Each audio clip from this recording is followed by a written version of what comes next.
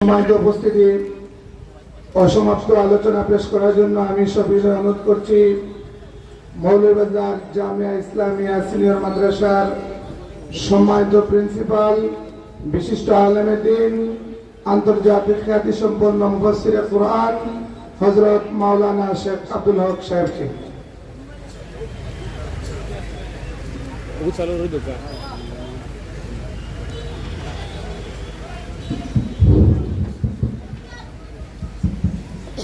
আসসালামু আলাইকুম ওয়া রাহমাতুল্লাহ। দুরূদ শরীফ পড়ি। সাল্লাল্লাহু আলা সাইয়্যিদিনা ওয়া মাওলানা মুহাম্মদ ওয়া আলা আলিহি ওয়া সাহবিহি ওয়া সাল্লাম। সাল্লাল্লাহু আলা সাইয়্যিদিনা ওয়া মাওলানা মুহাম্মদ ওয়া আলা আলিহি ওয়া সাহবিহি ওয়া সাল্লাম। সম্মানিত হাজিরিন, আমাদের মেহমান একে একে আসতেছেন। আপনাদের এই জুড়ি উপজেলার কৃতি সন্তান, বাংলাদেশ জামাত ইসলামীর সম্মানিত সংগ্রামী মজলুম নায়েবে আবিদ জনাব মাওলানা আব্দুর রহমান সাহেবও এসে হাজির হয়ে গেছেন। তো আমি কিছু সময় আপনাদের সামনে আমার অসম্পূর্ণ কথা পুরা করতে চাই।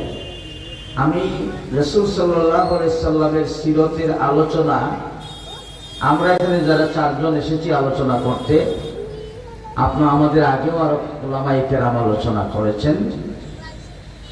আরো যদি 4000 জন আসেন, 4 লক্ষ জন আসেন, 4 কোটি জন আসেন এবং পৃথিবীর সেরা সেরা বক্তাও যদি আসেন, রসুলের জীবনের এক একটা অংশ আলোচনা করে শেষ করা যাবে না।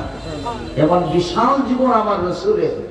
আজকে আমরা আদর্শ খুঁজি আব্রাহাম লিঙ্কনের, আদর্শ খুঁজি আমরা মাও সেতুঙ্গের, আমাদেরকে ধোঁকা দিয়ে আমাদের যুব শক্তিকে লেনিন স্টালিনের আদর্শ শেখায়, আমাদেরকে ক্ষুদিরামের মতো সন্ত্রাসীকে হিরো বানিয়ে তার চরিত্র শিক্ষা দেওয়ার জন্য আমাদের যুব সমাজকে বিভ্রান্ত করা হয়, ঠিক না বেটে?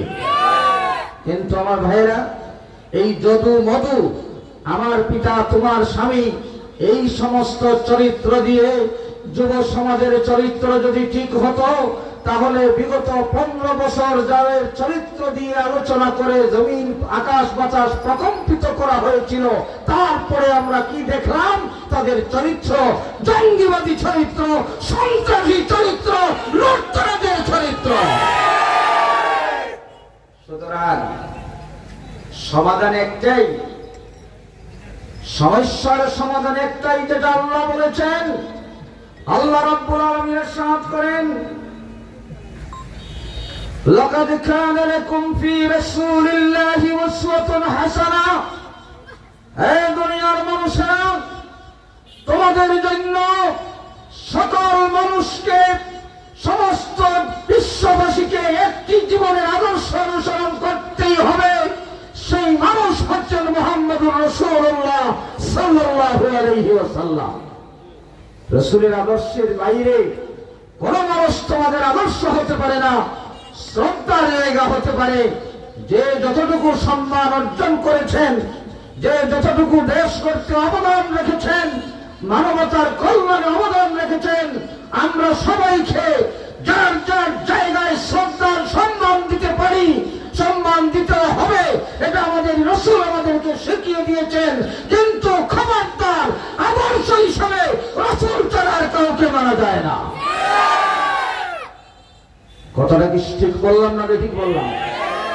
আমরা কারো প্রতি বিদ্বেষ নাই, কারো প্রতি শত্রুতা নাই, সবাইকে আমরা স্টার দেওয়ার মতো সম্মান দিতে রাজি আছি।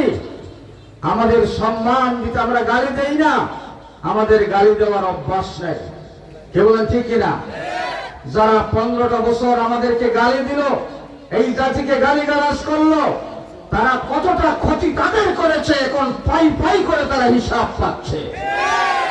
সুতরাং গালি দেওয়ার মধ্যে কোনো উপকার। এক ভদ্রলোক বলছিল, এই বেটা তুই এত আদব শিখলে করতে গেলে। তো ছেলেটা বলল, চাচা কইতাম নি আপনারে আদব শিখছে, কইতালি। বল রে বাবা, তোর তো বড় আদব সুন্দর চলাফেরা। বেয়াদবর কাছ থেকে আদব শিখছে।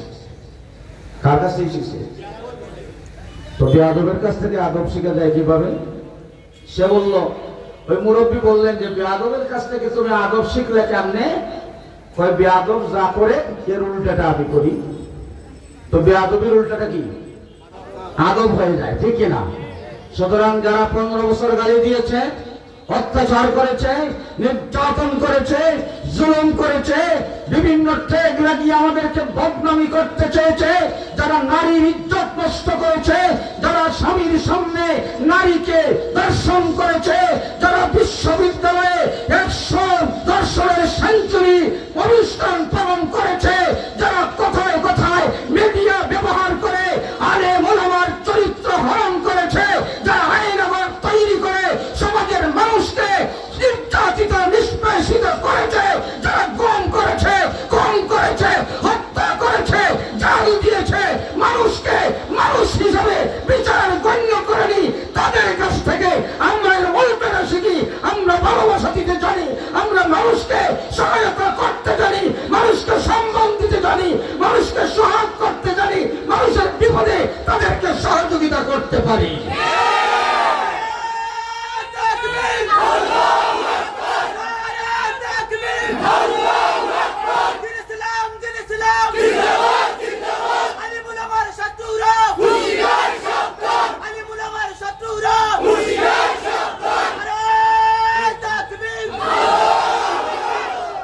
আমার ভাইরা, এটা শুধু কথার কথা না। আজকে আমরা দেখলাম কি?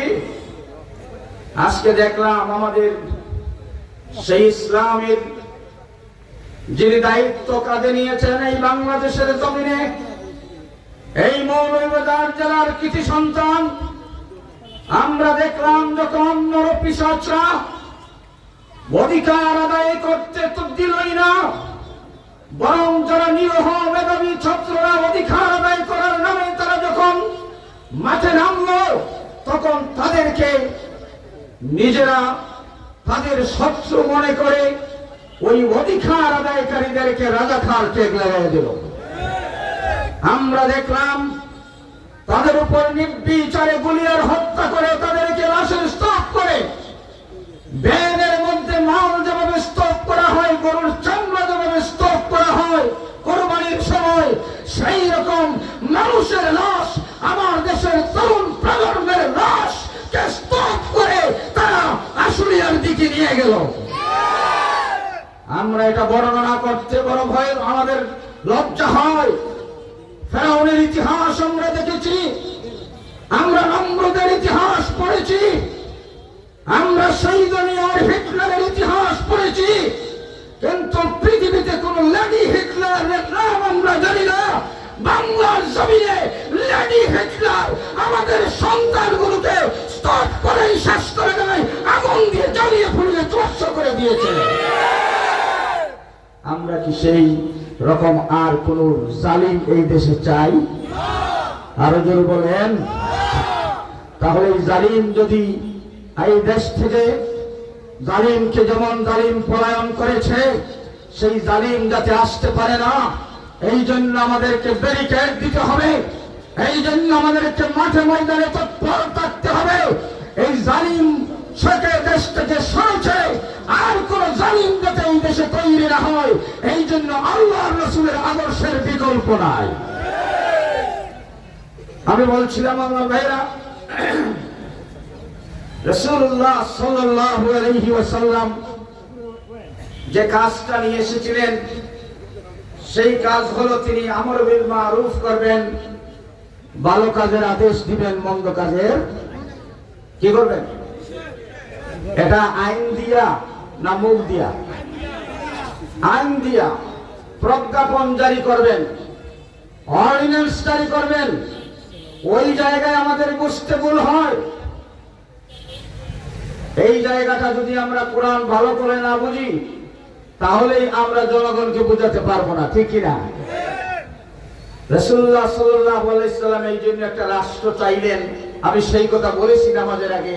হিজরতের সময় তখন বুঝতে পেরেছিলেন যে রাষ্ট্রের ক্ষমতা না থাকলে ইসলাম কায়েম করা। আয়াতের তাফসীর আল্লামা ইবনে কাসির রাহমাতুল্লাহ আলাইহি বলেন, লাম্মা আলিমা নবিয়াল্লাহি আল্লাহ তাআতা লাহু ফাসআল আল্লাহ লিসুলতানিন নাসীরা লিইকামাতি দীনিল্লাহ ওয়া লিইকামাতি কিতাবিল্লাহ ওয়া লিইকামাতি হুদুদিল্লাহ। আল্লাহু আকবার বলেন। যেই কথাটা আমরা বলি সেই কথাটা আমরা যে বলি না, আল্লামা হাফিজ ইমাদউদ্দিন ইবনে কাসির রাহমাতুল্লাহি আলাইহি, আল্লামা আলুসি রাহমাতুল্লাহ আলাইহি রুহুল মানি দুই গ্রন্থে একই বক্তব্য যে রাসূলুল্লাহ সাল্লাল্লাহু আলাইহি ওয়াসাল্লাম যখন বুঝতে পারলেন আবু জেহেলের সরকার কোরআন তেলাওয়াত শোনাতে দেয় না, জনগণকে শুনতে দেয় না। আবু জেহেল শুনতে দেয় না, না আবু জেহেলের সরকার শুনতে দেয় না? কোনটা? وقال الذين كفروا لا تسمعوا لهذا القرآن والغوا فيه لعلكم تغلبون। কাফিররা আইন করে দিল, বিধান জারি করে দিল মক্কার বুকে, খবরদার তোমরা কেউ কোরআন শুনবি না। এখন আর কেউ কোরআন শুনতে পারে না, কারণ আইন হয়ে গেছে। আল্লাহ রাসূল এই জন্য মক্কায় থেকে মদিনায় যাওয়ার পথে আল্লাহর দরবারে দোয়া করেন, রব্বি আদখিলনি মুদখালা সিদকিন ওয়া আখরিজনি মুখরাজা সিদকিন ওয়াজআলনি মিন লাদুনকা সুলতানান নাসীরা। আয় আল্লাহ, মক্কা থেকে বের হওয়ার মদিনায় ঢুকে যাওয়ার সত্য সহ তৌফিক দাও। আর তোমার কাছে দোয়া করি আল্লাহ, আবু জেহেলের সরকার আমাকে ইসলাম প্রচার করতে বাধা দিয়েছে, মুসলমানদেরকে হত্যা করেছে, মুসলমানদেরকে দেশ ছেড়ে বাইরের দেশে যাওয়া লেগেছে। রব্বুল আলামিন, আমি তোমার কাছে এই হিজরতের সময় দোয়া করি, তুমি আমি যাওয়ার পরে আমাকে মদিনায় একটা ইসলামী রাষ্ট্র ব্যবস্থা আমার সাহায্যকারী হিসাবে দিয়ে দাও। আল্লাহ দোয়া কবুল করছেন কিনা? আরো জোরে বলেন। মদিনায় 12 দিন মতান্তরে 15 দিন পরে রাসূলুল্লাহ মক্কা থেকে মদিনায় উটের পৃষ্ঠে ঘোড়ার পৃষ্ঠে আরোহণ করে চলে গেলেন। মদিনায় গেছেন, সানিয়াতুল বিদা একটা উপত্যকার নাম, সেখানে গিয়ে হাজির হয়েছেন। মদিনার আনসারীদের সাথে আগেই যোগাযোগ ছিল, তারা সেখানে অপেক্ষমান ছিলেন রাসূলকে রিসিপশন দেওয়ার জন্য। সুবহানাল্লাহ বলেন। রাসূল যখন গিয়ে সেখানে উঠেছেন, তখন মদিনার মানুষ খবর জেনেছে তিনি এসেছেন। আবাল বৃদ্ধ বনিতা সর্বস্তরের মানুষ দৌড়াদৌড়ি শুরু করেছে। হযরতে আনাস রাদিয়াল্লাহু তাআলা আনহু বলেন, আমি তখন ছোট্ট বালক, আমি দৌড়াইতে শুরু করেছি, মানুষেরা যায় সানিয়াতুল উদায়, আমিও সানিয়াতুল উদায় যাচ্ছি। আমি যে দেখলাম এই মদিনার সুন্দর সুন্দর চেহারাওয়ালা দামি দামি মানুষগুলো ওই সানিয়াতুল উদার মধ্যে জড়িত হয়েছে। তাদের চেহারা প্রত্যেকেরই স্ব জায়গায় খুবই সুন্দর, চমৎকার চেহারা, কিন্তু সব চেহারার মাঝখানে একটা চেহারা দেখলাম যেন তারকারাজির মধ্যে আকাশের পূর্ণিমার চাঁদ বের হয়ে আছে। সেই চেহারাটা কার? আরো জোরে বলেন কার? আমার মায়েরা, এই জন্যই মায়েশা বলতেন, পৃথিবীর মানুষ, পৃথিবীর জন্য একটা সূর্য আছে, আর আমার জন্য আল্লাহ একটা সূর্য দিয়েছেন। সুবহানাল্লাহ বলেন। লানা শামসুন ওয়ালি শামসুন, তিনি বলেন তোমাদের জন্য একটা সূর্য আছে আর আমার জন্য একটা সূর্য আছে। তোমাদের সূর্য প্রতিদিন ওই পূর্ব দিগন্তে উদিত হয়, পশ্চিম দিকে অস্ত যায়, আর আমার সূর্য প্রতিদিন এশার নামাজের পরে আমার ঘরে উদয় হয়। আমার রাসূল এত সুন্দর ছিলেন, না ছিলেন খুব লম্বা, না ছিলেন খুব খাটো। সিরাত মাহফিল তো এই জন্য কিছু আলোচনা করতে হয়। রাসূলুল্লাহ সাল্লাল্লাহু আলাইহি ওয়াসাল্লাম মাঝারি গড়নের ছিলেন, কিন্তু বুকটা ছিল পুরো পাহলুয়ানের মতো, সুবহানাল্লাহ বলেন। হাতের এই মাংসাল অংশ ছিল বিশাল বিশাল। রাসূল সাল্লাল্লাহু আলাইহি সাল্লামের চুল মুবারক, মাথার চুল মুবারক ছিল না একদম সোজা, না একদম কুকরানো, মাঝামাঝি। চিরুনি দিয়ে যখন রাসূলুল্লাহ মাথাটা পরিপাটি করতেন, বোঝা যেত সাগরের ঢেউ যেন খেলছে, সুবহানাল্লাহ বলেন। নবীজির সেই চেহারা মুবারকের পেশানির মধ্যে বিশাল পেশানি ছিল। রাসূলুল্লাহর ভ্রু ছিল যুগল, আর ওই যে দুইটা চোখের পাতা ছিল গোলাপ ফুলের পাপড়ির মতো গোলাপি রঙের, আর চোখের সাদা অংশ ছিল একদম সাদা, কালো অংশ ছিল একদম নিখুঁত কালো, নিকষ কালো। রাসূলুল্লাহ সাল্লাল্লাহু আলাইহি সাল্লামের গাল মুবারক ছিল বরাঠে, চেহারা ছিল না লম্বা না খান আপনার গোলাকার মাঝামাঝি, আর দাড়ি মুবারক ছিল ঘন এবং বড়াঠা। রাসূল সাল্লাল্লাহু আলাইহি সাল্লামের নাক মুবারক ছিল লম্বা উঁচা এবং সেটা ছিল আপনার ছিদ্র ছিল না বড় না ছোট। রাসূলুল্লাহ সাল্লাল্লাহু আলাইহি সাল্লামের ঠোঁট মুবারক ছিল গোলাপ ফুলের পাপড়ির মতো। নবীজির দান্দান মুবারক ছিল বিশ্বসেরা শিল্পীর আপনার যেমন ফিটিং করা ওই সাদা সাদা পাথরের মতো। রাসূল সাল্লাল্লাহু আলাইহি সাল্লাম যখন মুস্কি হাসি দিতেন, তখন রাসূল ইসলাম রাত্রে অন্ধকারে হাসি দিলে নবীজির দান্দান মুবারক থেকে যে আলো বের হতো, বিচ্ছুরিত হতো, সারাটা এলাকা আলোকিত হয়ে যেত। এমন মানুষ কি পৃথিবীতে আর কেউ আছে? আপনি কাকে লিডার মনে করেন? যদু মধুকে লিডার বানাইবার আহ্বান যারা জানায়, আর আমরা সেই দিকে না বুঝিয়ে দৌড় দিই, কি বলেন ঠিক কিনা? আরে ভাই, আমাদের লিডার তো সারা জীবন আছেন, সারা জীবন থাকবেন। তিনি লিডার ছিলেন মসজিদে, তিনি লিডার ছিলেন সমাজে, তিনি লিডার ছিলেন বাজারে, তিনি লিডার ছিলেন অর্থনীতিতে, তিনি লিডার ছিলেন সমাজনীতিতে, তিনি লিডার ছিলেন আপনার জাহাজের ময়দানে সভাপতির দায়িত্ব পালন করে, তিনি লিডার ছিলেন রাষ্ট্রের দায়িত্ব পালন করে, তিনি লিডার ছিলেন সমাজের সকল স্তরে। শুধু তাই নয়, তিনি লিডার থাকবেন কিয়ামতের ময়দানে, কি বলেন ঠিক কিনা? থাকবেন কিনা? রাসূল বলেছেন, লা ফখর, আমার কোনো অহংকার নয়। সব কাইকে যখন আল্লাহ কিয়ামতের ময়দানে ডাক দিবেন, তখন সর্বপ্রথম যে মানুষটি কবর থেকে উঠবে সেটা হচ্ছে আমি মুহাম্মদুর রাসূলুল্লাহ সাল্লাল্লাহু আলাইহি ওয়াসাল্লাম। প্রথম যখন মানুষ, নবীরা যখন আল্লাহর কাছে সুপারিশের অনুমতি পাবে, প্রথম সুপারিশের জন্য আবেদন করার অনুমতি আমি নবী পাবো, সুবহানাল্লাহ বলেন। শুধু আমি পাবো না, সবাই যখন অনুমতি চাইবেন, তারপরে যখন সুপারিশ মঞ্জুর হবে, আমার উম্মতের জন্য প্রথম সুপারিশ মঞ্জুর হবে আমার একটা উম্মত বেহেশতে না যাওয়া পর্যন্ত, শেষ উম্মত বেহেশতে না যাওয়া পর্যন্ত অন্য কোন নবী উম্মত জান্নাতের সিঁড়িতে পা দিতে পারবে না। শুধু তাই নয়, রাসূলুল্লাহ বলেন, আমি সেই দিন হাউজে কাউসার, আল্লাহ আমাকে দান করেছেন, ইন্না আতাইনাকাল কাউসার, সেই কাউসারের পানি তোমরা কত মজাদার জানো? এই পানি হচ্ছে মধুর চেয়ে মিষ্টি, মিষ্ট অম্বরের চেয়ে সুগন্ধিত, আর বরফের চেয়ে ঠান্ডা, আর দুধের চেয়ে সুপ্রসাদা। একটা গ্লাস পানি যে পান করবে, কিয়ামতের 50,000 বছরের লম্বা দিন সূর্যের আলোতে থাকার পরেও জান্নাতে যাওয়ার আগ পর্যন্ত পানির পিপাসা আর তার লাগবে না।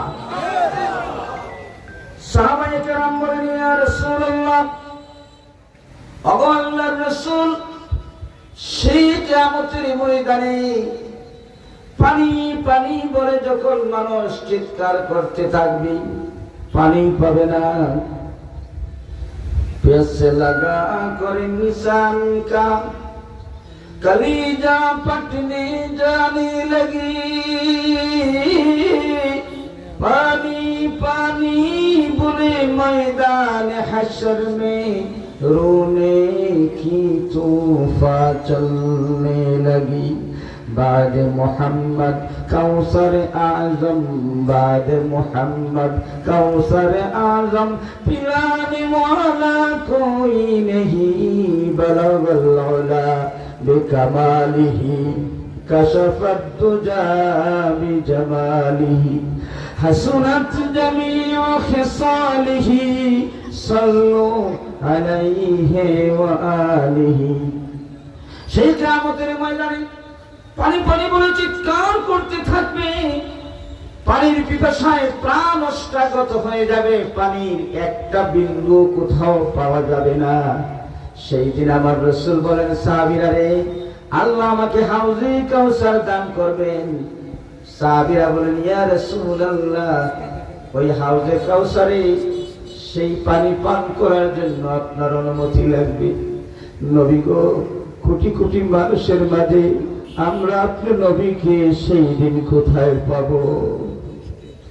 নবী আমার রাহমাতুল লিল আলামিন ডেকে ডেকে বলেন, আগাফুরতুল লাকুম, বুখারী শরীফের হাদিস।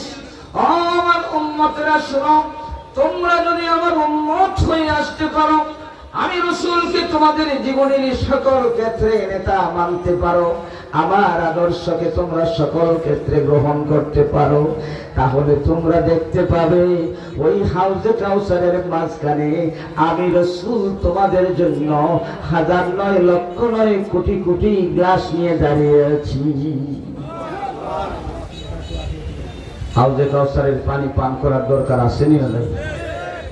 যারা আসতে বললেন তাদের দরকার নাই, আরো জোরে বলেন। এই হাউজে কাউসারের পানি আমরা পান করতে যদি পারি, জান্নাতে যাওয়া কি আর কঠিন হবে? বলেন কঠিন হবে? কিন্তু একটা দুঃসংবাদ আছে। কি সংবাদ শোনাবো? রাসূল বলেন, সেই দিন আমার উম্মত দাবিদার কিছু মানুষ হাউজে কাউসারের পানি পান করার জন্য আমার দিকে রওনা হবে। তখন তারা, আমি আমার উম্মতের মতো তাদের চেহারা দেখব, এই জন্য আমি তাদেরকে বলবো, আয় রে উম্মত আয়, তোকে আমি এই গরমের মধ্যে পানি পান করাতে চাই। কতটা বুঝিয়েন? খুবই গুরুত্বপূর্ণ এই পয়েন্টটা। রাসূল বললেন, আয় রে উম্মত আয়। উম্মতের চেহারা নিয়া রাসূলের দিকে যাবে, পানি নাই তো কি করবে? পানির পিপাসায় তার জীবন শেষ হয়ে যাচ্ছে, আবার মরছেও না। এমত অবস্থায় নবী ডাকবেন, আল্লাহর ফেরেশতারা নবীকে বলবেন, ইয়া রাসূলুল্লাহ, ইয়া হাবিবাল্লাহ, ওগো আল্লাহর নবী, ওই লোকগুলা দুনিয়ার থাকতে আপনার উম্মতের দাবি করেছিল ঠিকই, কিন্তু আপনার দ্বীনকে যারা মিটাইতে কাজ করত তাদের সাথে তারা কর্মী হয়েছিল, তাদের ওই প্রোগ্রাম বাস্তবায়ন করার নেতা হয়েছিল। তারা তোমার দ্বীন, তোমার ইসলাম, তোমার রেখে যাওয়া দাঁত মোবারক ভাঙ্গা যে ইসলাম আপনি দুনিয়াতে রেখে এসেছিলেন, তায়েফের ময়দানে রক্তে লাল হয়ে যে ইসলাম আপনি দুনিয়াতে রেখে এসেছিলেন, ওই ইসলামের বিরোধিতা জানিয়া হোক আর না জানিয়া হোক তারা করেছিল। ইয়া রাসূলুল্লাহ, তারা আল্লাহু আকবারের ধ্বনিওয়ালা মানুষকে তারা অত্যাচার করত, তারা আল্লাহু আকবার ধ্বনি দিয়ে যারা স্লোগান দিত তাদের উপরে পাটকেল নিক্ষেপ করত, তাদেরকে মৌলবাদী বলতো, জঙ্গিবাদী বলতো। ইয়া রাসূলুল্লাহ, আপনার দ্বীন কায়েম করতে যারা চেয়েছিল তারা তাদের বিরোধিতা করেছিল। আল্লাহর নবী তখন ডাক দিয়ে বলবেন, সহকান সহকান লিমার রাইয়ার বাদি, ও পাপিষ্ঠরা দূর হও, দূর হও, যারা আমার পরে তোমরা আমার ধর্মের নাম নিয়া আমার উম্মতের কথা বলে, আমার উম্মতের নামের মতো তোমার নাম আব্দুল্লাহ, আব্দুর রহমান বলে তুমি এই সমস্ত মন্দ কাজ করেছ, আমার ইসলামকে মিটাইবার করবে হয়েছিলে। আজকে আমি রাহমাতুল লিল আলামিন তোমাকে পানি পান করাইতে পারলাম না। নাউজুবিল্লাহ বলেন। সেই সমস্ত মানুষ বিপদে পড়বে কিনা বলেন? আমরা এই জন্য এই বিপদ থেকে রক্ষা করার জন্য আমাদের সকল গোরানার ভাইদেরকেও দরদি মন নিয়ে আমরা উম্মত আহ্বান করতে চাই। ভুল হয়ে গেছে, আল্লাহ মাফ করে দিবেন, তওবা করুন, ইসলামী আন্দোলনে শরীক হয়ে যান।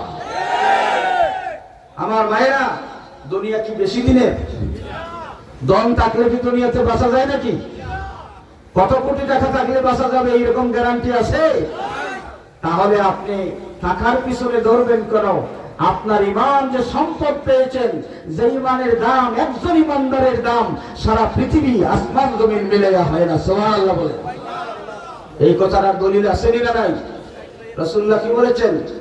হাদিস শরীফে, বুখারী শরীফে হাদিস, মুসা আলাইহিস সালাম বললেন, ইয়া আল্লাহ, আমাকে একটা কলিমা শিখাও, একটা শব্দ শিখাও, একটা বাক্য শিখাও যে বাক্য তো অনেক দামি, তার চেয়ে আর দামি বাক্য নাই।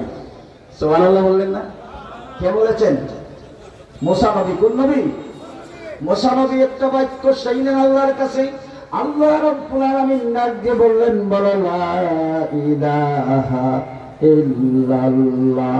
জোরে জোরে লা ইলাহা ইল্লাল্লাহ, লা ইলাহা ইল্লাল্লাহ।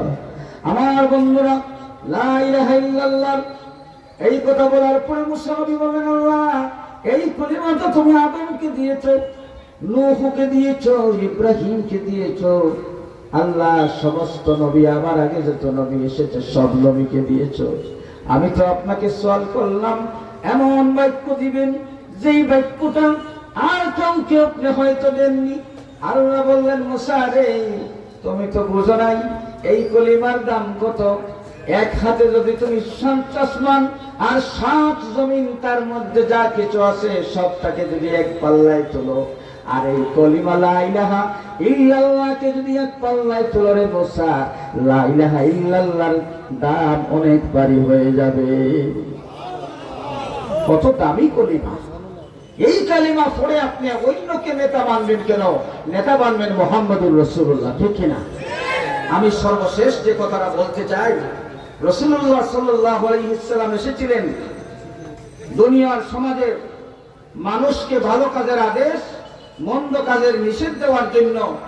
তো নিষেধ আদেশ আর নিষেধ দিতে হয় রাষ্ট্রীয়ভাবে, ঠিক কিনা? এই জন্য রাষ্ট্রের দরকার আছে না নাই? এরপরে আল্লাহ বলছেন, ওয়ায়াহিল্লু লাহুমুত তাইয়্যিবাত। রাসূলের আরেকটা কাজ ছিল, দুইটা কাজ বললাম, আদেশ দেওয়া আর নিষেধ দেওয়া। 3 নম্বর কাজ হলো তিনি হালালকে বৈধ করে, পবিত্র জিনিসকে বৈধ করে দিবেন। পবিত্র জিনিসকে কি করবেন?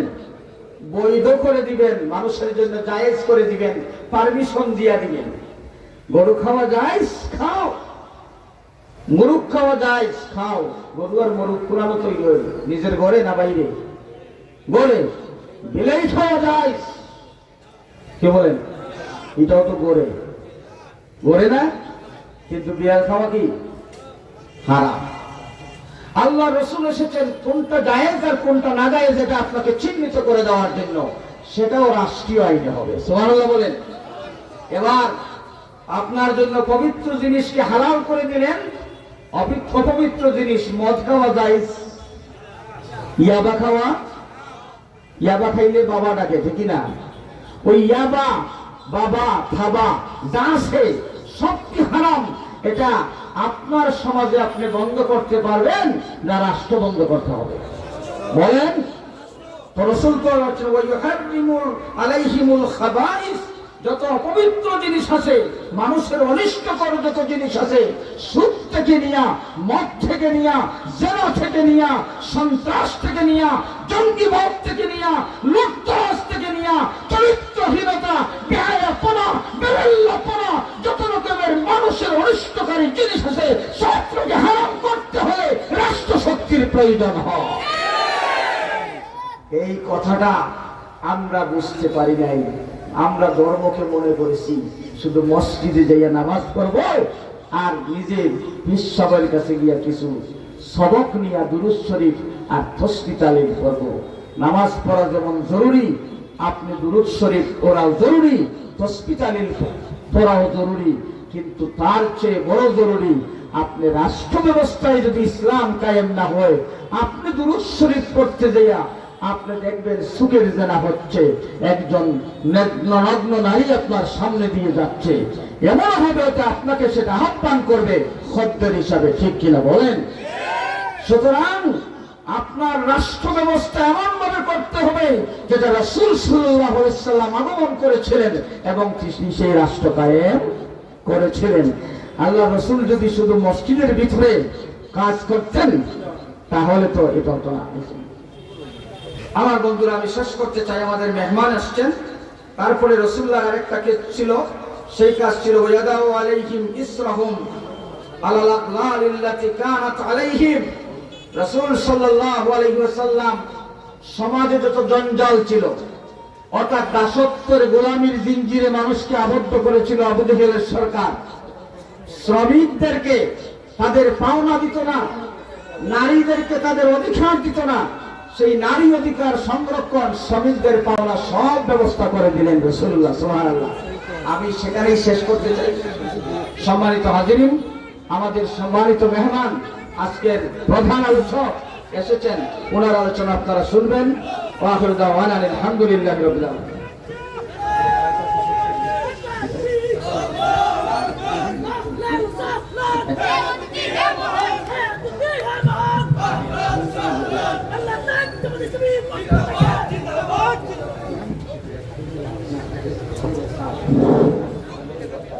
আলহামদুলিল্লাহ, আমরা দেখতে পাচ্ছি